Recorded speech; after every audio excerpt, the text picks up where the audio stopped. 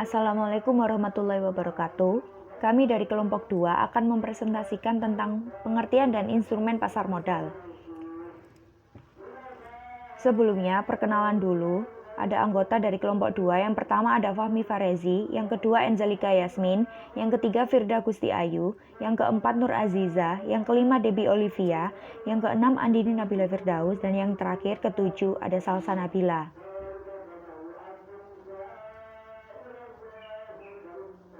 Di sini kita akan membahas 7 konsep dasar dalam pasar modal. Yang pertama ada penawaran perdana ke publik, yang kedua pasar modal sekunder, yang ketiga OTC market, yang keempat sejarah pasar modal Indonesia, yang kelima otoritas jasa keuangan, yang keenam sistem perdagangan di BEI, dan yang ketujuh indeks pasar modal. Oke, kita masuk ke subbab yang pertama, yaitu penawaran perdana ke publik. Penawaran umum perdana atau Initial Public Offering atau IPO merupakan penjualan umum pertama saham sebuah perusahaan swasta kepada investor atau masyarakat umum untuk pertama kalinya. Perusahaan tersebut akan menerbitkan hanya saham-saham pertama, tetapi bisa juga menawarkan saham kedua.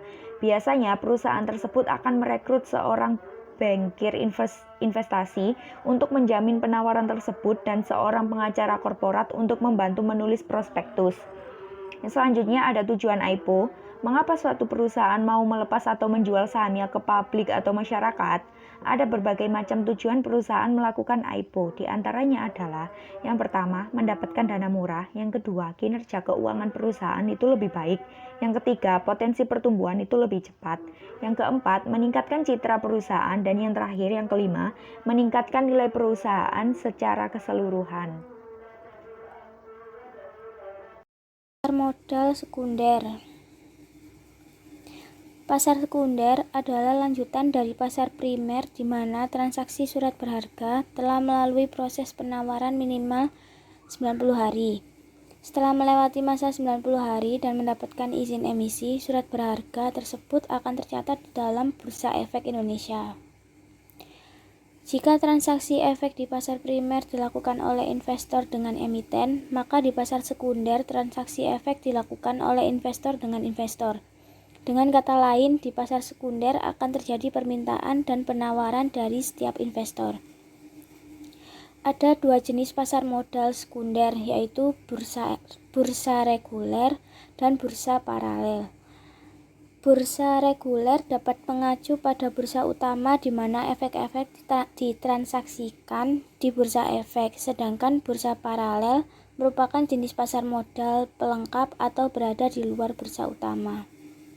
OTC Market. OTC adalah pasar yang terdesentralisasi tanpa ada pusat lokasi fisik di mana para pelaku pasar bertransaksi satu sama lain dengan terhubung melalui berbagai media komunikasi seperti telepon, email, atau di bawah naungan electronic trading system. Atau dengan kata lain pasar bursa saham di mana harga dari sekuritas ditentukan dengan negosiasi antara investor dan dealer. OTC Market terdiri dari jaringan dealer yang siap membeli dan menjual sekuritas. Dealer berbeda dengan broker. Jika broker menerima komisi, maka dealer mendapatkan laba dari perbedaan harga jual dan harga beli. Pelaku utama dalam transaksi OTC ialah hedge funds, pengelola aset kecil, rumah kantoran, penambang, dealer broker yang terregulasi, hedge fund, smaller asset manager, family office, miners, regulated broker dealers, dan penyedia OTC pada crypto exchange. Sejarah pasar modal di Indonesia.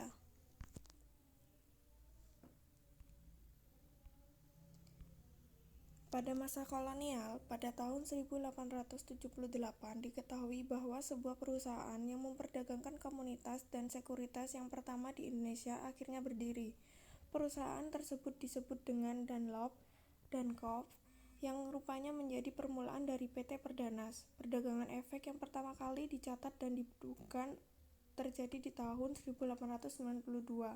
Pada saat itu, perusahaan perkebunan yang disebut dengan Kulturmat Cabbage Golpara yang ada dalam Batavia melakukan transaksi saham. Perusahaan tersebut diketahui melakukan penjualan 400 saham dengan harga 500 gulden per sahamnya. Kemudian transaksi lain yang terjadi di tahun 1896 juga kembali tercatat.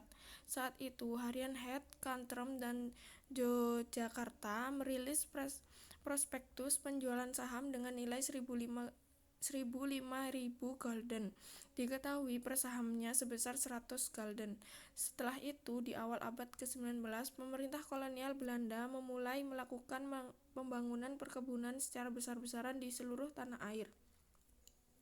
Perdagangan saham dari perusahaan perkebunan itu pun mulai dilakukan dan dijual kepada golongan elit saat itu. Pada 14 Desember 1912, akhirnya pemerintah kolonial Belanda merintis pasar modal Amsterdam Effectenbeurs dan Bursa Efek Amsterdam. Pasar modal Amsterdam Effectenbeurs di Batavia ini rupanya menjadi pasar modal tertua keempat yang ada di Asia. Sebelumnya sudah ada di pasar modal Bombay, Hong Kong, dan Tokyo. Pada masa Perang Dunia I, perkembangan pasar modal yang ada di Batavia berkembang sangat pesat, hingga menarik perhatian penduduk dari kota lain. Hal ini menginisiasi dibentuknya anggota bursa yang ada di Surabaya pada 11 Januari 1925 dan di Semarang pada 1 Agustus 1925. Sekali lagi, gangguan Perang Dunia harus menghentikan perkembangan pasar modal di Indonesia. Perang Dunia Kedua yang dimulai pada tahun 1939 menyebabkan ditutupnya Bursa Efek yang ada di Semarang dan Surabaya. Sedangkan pada Bursa Efek Jakarta baru ditutup pada tahun 1942. Penutupan tersebut dilakukan selama 10 tahun dan baru dibuka kembali pada 3 Juni 1952. Kondisi pasar modal Indonesia saat ini semakin terpuruk karena terdampak nasionalisasi perusahaan asing beserta sengketa Irian Barat. Bahkan saat itu inflasi sangatlah tinggi, hingga mencapai 650%. Hal itu pun membuat Bursa Efek Jakarta tutup kembali. Selanjutnya pada masa Orde Baru. Pada masa Orde Baru, perekonomian tanah air mulai membaik. Pada saat itu juga dikeluarkan keputusan Presiden nomor 52 tahun 1976 mengenai pendirian pasar modal, pembentukan pasar pembina pasar modal, dan Badan Pelaksanaan Pasar Modal atau BAPEPAM. Presiden Soeharto juga kembali meresmikan Bursa Efek di tahun 1977. Pengaktifan pasar modal tersebut juga ditandai dengan PT Semen Cibinong yang mulai go public sebagai emiten pertama. Selama sekitar 10 tahun perdagangan Bursa Efek tercatat sangat lesu. Kemudian hadir kebijakan Paket Desember 1987 yang memberikan kemudahan perusahaan untuk melakukan penawaran umum dan membuka jalan investor asing menanam modal di Indonesia. Sejak saat itu, pertumbuhan pasar modal di Indonesia semakin meningkat dengan beberapa kebijakan yang dibuat. Misalnya saja, kemudahan perusahaan untuk go public dan kebijakan lain yang memiliki sisi positif pada pertumbuhan pasar modal. Sampai saat ini, pasar modal masih memerankan posisi penting untuk perekonomian Indonesia. Di tengah pandemi COVID-19, rupanya terjadi lonjakan identitas tunggal investor atau Single Investor Identification atau SID. Data dari Tempo menunjukkan bahwa sampai bulan Maret lalu, jumlah SID mencapai 1.160.542 akun. Jumlah tersebut mengalami kenaikan hingga 4,82% dari awal tahun 2020. Yang kelima ada Otoritas Jasa Keuangan. Menurut Undang-Undang Republik Indonesia Nomor 21 Tahun 2011 Pasal 1 Ayat 1, Otoritas Jasa Keuangan adalah lembaga yang independen dan bebas dari campur tangan pihak lain yang mempunyai fungsi, tugas, dan wewenang pengaturan, pengawasan, pemeriksaan, dan penyidikan sebagaimana dimaksud dalam undang-undang tersebut. Nah, secara umumnya OJK adalah lembaga negara yang dibentuk dan berfungsi sebagai badan pengawasan yang terintegrasi terhadap seluruh kegiatan di dalam sektor jasa keuangan. Lahirnya Otoritas Jasa Keuangan di Indonesia. Awal pembentukan OJK berawal dari adanya keresahan dari beberapa pihak dalam hal fungsi pengawasan Bank Indonesia. Latar belakang terbentuknya OJK ini terdiri atas 3 hal, yaitu yang pertama, perkembangan industri sektor jasa keuangan di Indonesia, yang kedua, permasalahan lintas sektoral jasa keuangan, dan yang ketiga, perlunya pengawasan yang dilakukan oleh lembaga pengawas sektor jasa keuangan yang independen dan dibentuk secara sah oleh undang-undang. Berikutnya ada fungsi, tujuan, dan tugas Otoritas Jasa Keuangan. Otoritas Jasa Keuangan berfungsi menyelenggarakan sistem pengaturan dan pengawasan yang terintegrasi terhadap keseluruhan kegiatan di dalam sektor jasa keuangan. Berdasarkan pasal 6 dari Undang-Undang Nomor 21 Tahun 2011, tugas utama dari OJK adalah melakukan pengaturan dan pengawasan terhadap yang pertama, kegiatan jasa keuangan di sektor perbankan, yang kedua, kegiatan jasa keuangan di sektor pasar modal, dan yang terakhir, kegiatan jasa keuangan di sektor perasuransian, dana pensiun, lembaga pembiayaan, dan lembaga keuangan lainnya. Yang selanjutnya, terakhir, ada wewenang yang dimiliki oleh OJK sebagai berikut. Yang pertama ada terkait khusus pengawasan dan pengaturan lembaga jasa keuangan bank, meliputi perizinan untuk pendirian bank, kegiatan usaha bank, pengaturan dan pengawasan mengenai kesehatan bank, pengaturan dan pengawasan mengenai aspek kehati-hatian bank. Yang kedua ada terkait pengaturan lembaga jasa keuangan baik bank maupun non-bank, meliputi menetapkan peraturan dan keputusan OJK, menetapkan peraturan mengenai pengawasan di sektor jasa keuangan, menetapkan kebijakan mengenai pelaksanaan tugas OJK dan pengaturan lain-lainnya. Yang terakhir, ada terkait pengawasan lembaga jasa keuangan baik non-bank maupun yang bank, meliputi menetapkan kebijakan operasional pengawasan terhadap kegiatan jasa keuangan, mengawasi pelaksanaan tugas pengawasan yang dilaksanakan oleh kepala eksekutif dan pengawasan lain-lainnya. Sistem perdagangan di Bursa Efek Indonesia ada 5, yaitu 1. Price and time priority. Prioritas harga bisa dilihat dari dua sisi, yaitu permintaan dan penawaran.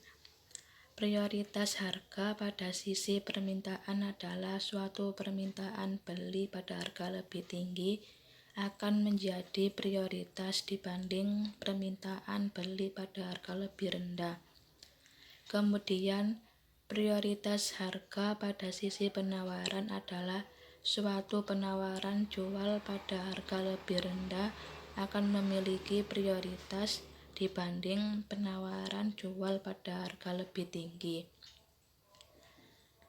Prioritas waktu adalah suatu penawaran jual atau permintaan beli yang diajukan pada harga yang sama. Kemudian sistem di Bursa Efek Indonesia akan secara otomatis memberikan prioritas kepada permintaan beli atau penawaran jual yang dilakukan terlebih dahulu. Sistem pembelian saham. Aktivitas perdagangan saham di Bursa Efek Indonesia menetapkan satuan perdagangan dengan hitungan lot saham. Jadi nilai per lot saham sama dengan 100 lembar saham. Nah, investor yang melakukan investasi saham tidak bisa membeli per lembar saham, melainkan harus membeli dengan per lot saham.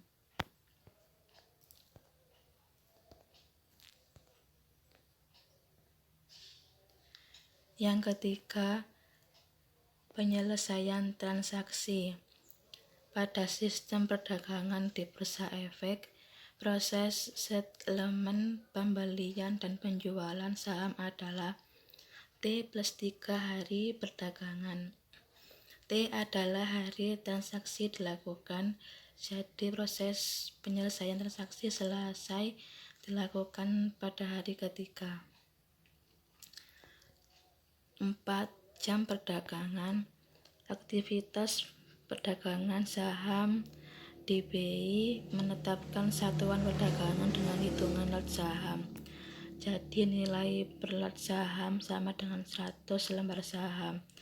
Nah, investor yang melakukan investasi saham tidak bisa membeli per lembar saham, melainkan harus membeli dengan per lot saham.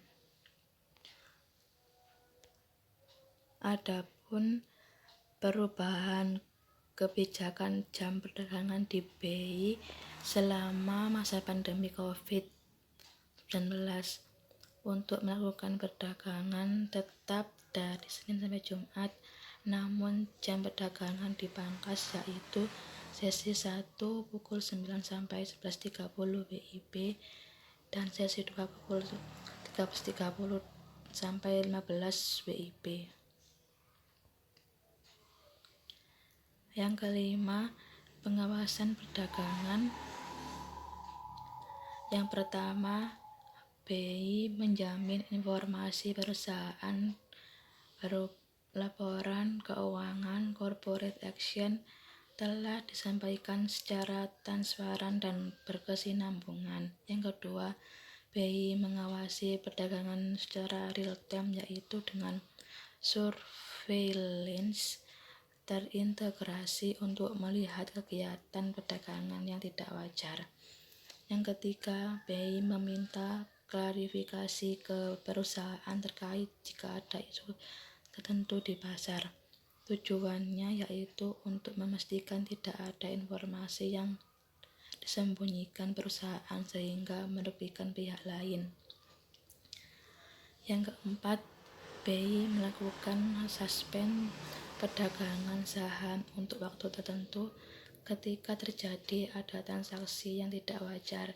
Selama masa suspend saham, BI akan meminta klarifikasi ke emiten terkait transaksi tersebut. Yang kelima, BI akan memberikan sanksi kepada perusahaan atau pihak yang melakukan kecurangan atau manipulasi harga saham. Nama saya Firda Gusti Ayu. Saya akan menjelaskan mengenai indeks pasar modal. Indeks saham. Indeks adalah ukuran perubahan pergerakan harga pada sejumlah saham pergerakan. Tersebut dapat mewakili situasi pergerakan pasar secara menyeluruh. Fungsi indeks saham. Yang pertama, dapat digunakan untuk mengukur sentimen pasar. Yang kedua, dapat dijadikan sebagai produk investasi pasif. Yang keempat, dapat menjadi benchmark bagi portofolio aktif. Yang keempat, dapat menjadi proksi dalam mengukur atau membuat model pengembalian investasi return maupun kinerja yang sesuai risiko. Jenis indeks saham BEI. Yang pertama, indeks harga saham gabungan yang mengukur pergerakan semua saham yang tercatat di BEI. Yang kedua, indeks yang mengukur performa harga dari saham-saham yang memiliki likuiditas tinggi dan kapitalisasi pasar besar. Yang ketiga, indeks yang mengukur performa harga dari saham-saham yang memiliki kapitalisasi pasar kecil dan menengah. Yang keempat, indeks yang mengukur performa harga saham yang dinyatakan sebagai saham syariah sesuai dengan daftar efek syariah yang ditetapkan oleh OJK. Yang kelima, indeks yang mengukur performa harga saham dari masing-masing sektor industri yang terdapat pada klasifikasi JASIKA. Yang keenam, indeks yang mengukur performa dari harga seluruh saham yang tercatat sesuai dengan papan pencatatannya. Yang ketujuh, indeks yang mengukur performa harga saham dari emiten yang memiliki kinerja yang baik dalam mendorong usaha-usaha berkelanjutan.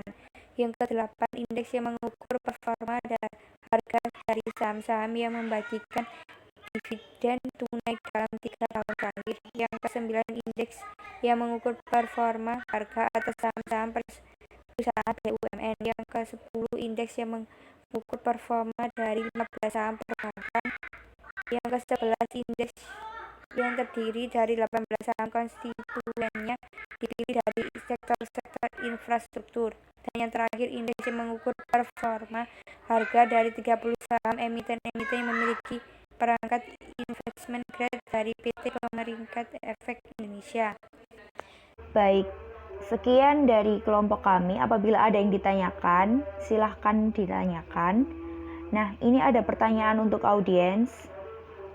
Silahkan dijawab di e-learning. Saya akhiri. Wassalamualaikum warahmatullahi wabarakatuh.